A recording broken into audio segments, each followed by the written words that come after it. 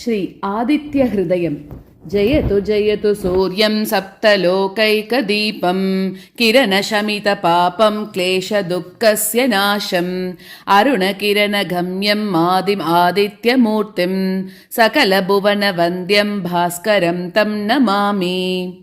തതോ യുദ്ധപരേശ്രാന്തം സമരേ ചിന്തയാ സ്ഥിതം രാവണം ചാഗ്രതോ ദൃഷ്ട്വാ യുദ്ധായ സമുപസ്ഥിതം ദൈവതൈശ്ച സമാഗമ്യ ദ്രഷ്ടും അഭ്യാഗതോരണം ഉപാഗമ്യാബ്രവീദ്രാമം അഗസ്ത്യോ ഭഗവാൻ ഋഷിഃ.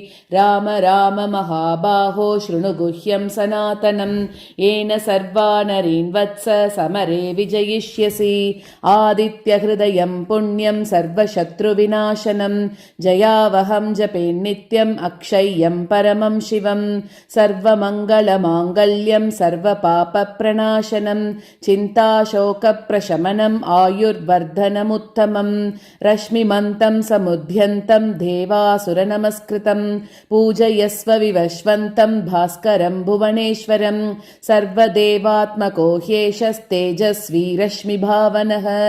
ഏഷ ദേവാസുരഗണാൻ ലോകാൻ പാതികബസ്തിഭിഃ. ഏഷ ബ്രഹ്മാ ച വിഷ്ണുശ്ച ശിവസ്കന്ദ പ്രജാപതിഃ. മഹേന്ദ്രോദനദഃ കാലോ യമഃ സോമോ ഹ്യപാംപതിഃ. പിതരോ വസവഃ സാദ്യാ ഹ്യശ്വിനൗ മരുതോ മനുഃ. വായുർവഹ്നിഃ പ്രജാപ്രാണ ഋതുകർത്താ പ്രഭാകരഃ. ആദിത്യസവിതാ സൂര്യഃ ഖഗപൂഷാ കബസ്തിമാൻ.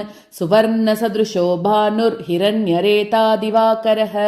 ഹരിദശ്വഃ സഹസ്രാർച്ചിഃ സപ്തഃ സപ്തിർമരീചിമാൻ. തിമിരോന്മഥനഃ ശംഭുസ്ത്വഷ്ടാ മാർത്താണ്ഡ അംശുമാൻ.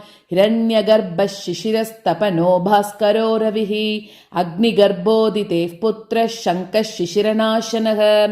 വ്യോമനാഥസ്തമോ ഭേദി ഋഗ്യജുസ്സാമപാരഗഃ. ഘനവൃഷ്ടിരപാം മിത്രോ വിന്ധ്യവീതിപ്ലവംഗമഃ.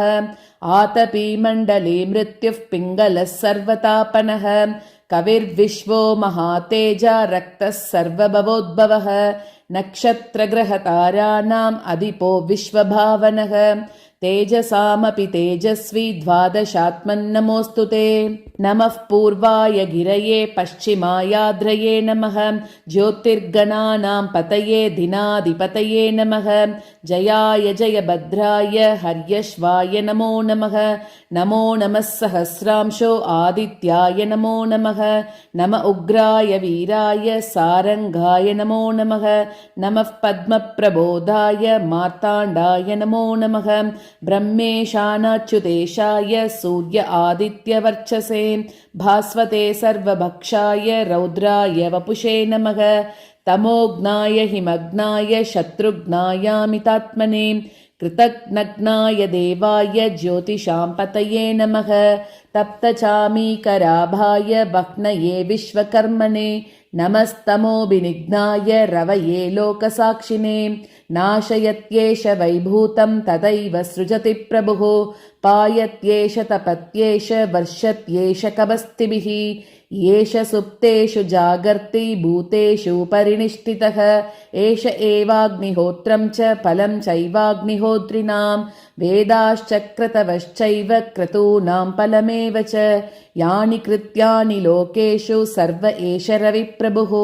ഏനമാപത്സു കൃച്ഛ്രേഷു കാന്താരേഷു ഭയേഷു ച കീർത്തയൻ പുരുഷഃ കശ്ചിന്നാവസീദതി രാഘവ. പൂജയസ്വൈനമേകാഗ്രോ ദേവദേവം ജഗത്പതിം. ഏതത് ത്രിഗുണിതം ജപ്ത്വാ യുദ്ധേഷു വിജയിഷ്യസി. അസ്മിൻ ക്ഷണേ മഹാബാഹോ രാവണം ത്വം വദിഷ്യസി. ഏവമുക്ത്വാ തദാഗസ്ത്യോ ജഗാമ ച യഥാഗതം. ഏതത് ശ്രുത്വാ മഹാതേജ നശ്ച ശോകോ ഭവത്തദാ. ധാരയാമാസ സുപ്രീതോ രാഘവഃ പ്രയതാത്മവാൻ.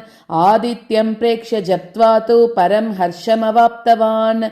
त्रिराशम्य शुचिर्भूत्वा धनुरादाय वीर्यवान् रावणं प्रेक्ष्य हृष्टात्मा युद्धाय समुपागमत् सर्वयत्नेन महता वदे तस्य धृतोऽभवत् अतरविरवदन्निरीक्ष्य रामं मुदितमनाः परमं प्रहृष्यमानः निशिचरपतिसंक्षयं विदित्वा सुरगणम् अद्य गतो वचस्त्वरेति इति श्री आदित्यहृदयं समाप्तम्।